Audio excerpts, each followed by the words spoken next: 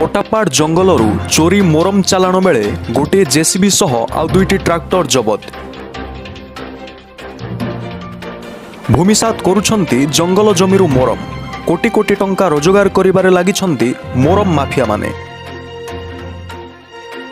सूचना अनुसार कोरापुट जिल्लार कोटापाड़ वनांचल थिबा कॉलेज पछपटे जंगलरू मोरम चोरा चालाण करुथिबा समय गोटे जेसीबी आउ दुईटी ट्राक्टर 15/8/2021 तारिख दिन 12 घंटा समय जबत कर जाइछि।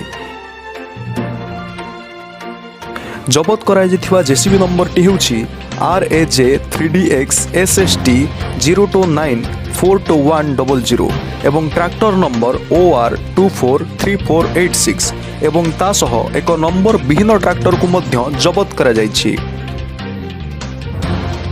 जेसीबी चालक गोविंद कुंभार, ट्रैक्टर चालक डाम्पू भतरा धनुर्ज नायक को अटक रखी तदंत परिसर जना पड़ा जे यह बसंत विश्वाळंकर बोली। NH63 कोटापाड़ जीवा रास्ता निकट में गोटे नूतन भाव में पेट्रोल पंप निर्माण करा जाइछि एवं एही मोरम सेठी चालाण हेउथिबार जना पड़िछि। एही नूतन पेट्रोल पंप कोटापाड़ वन विभाग रे थिबा बेले केउ आदेश रे यह निर्माण करा जाइछि बोली मत प्रकाश पाइछि।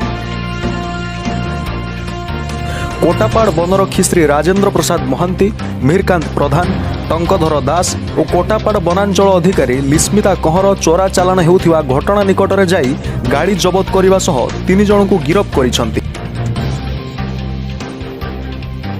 एवं सेमानक विरुद्ध रे मामला रुजु करिसंती।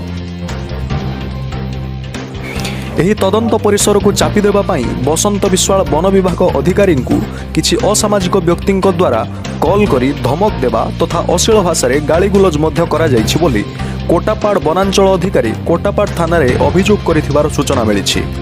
ब्यूरो रिपोर्ट उत्कर्ष न्यूज।